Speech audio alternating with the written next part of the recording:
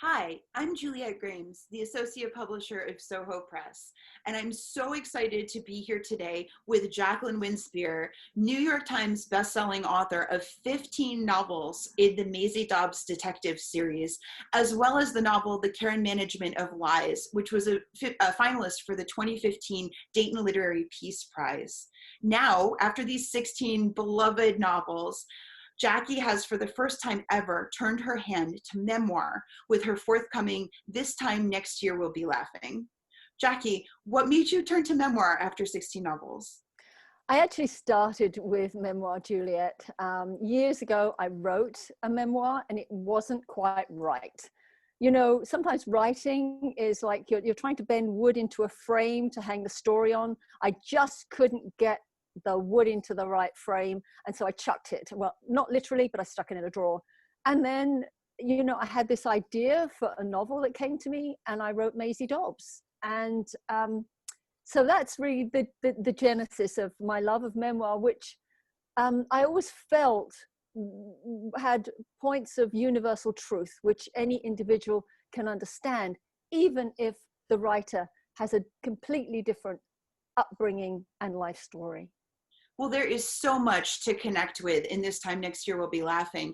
And I will say that you were definitely ready to write the memoir this time. It is so full of, it's touching and heartfelt, but also, I have to say, explosive, shocking, and historically illuminating. I learned things about your childhood growing up picking hops on a farm in Kent, about your parents living with Romany gypsies early in their marriage, and some, really shocking history about, for example, when children were evacuated from London during the Blitz, things I just had never heard before.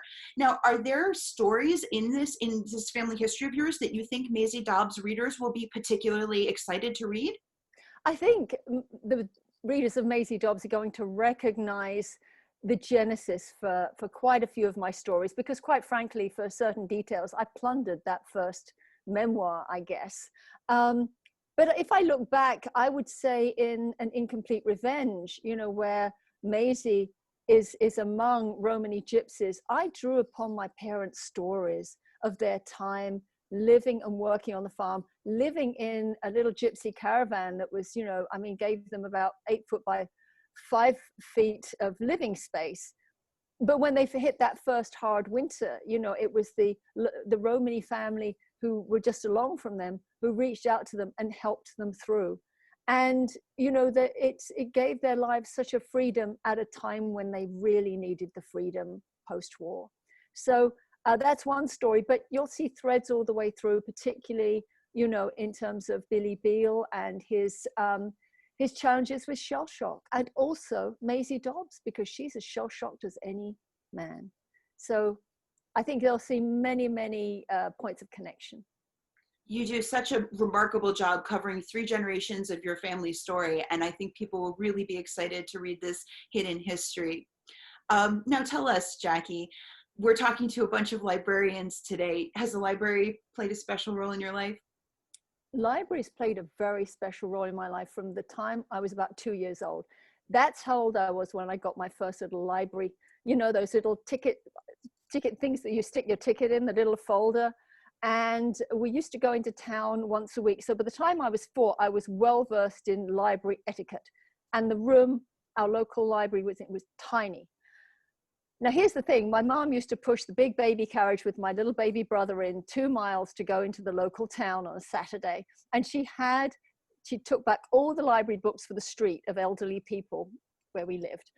And she used to choose everyone's library books. And so there was not only my 2 library books, which I carried for most of the way, but my poor little baby brother, by the time we hit the library, he was almost folded in 2 at the top of the pram. You can just imagine, as my mum shoved in about 10 library books, if not more.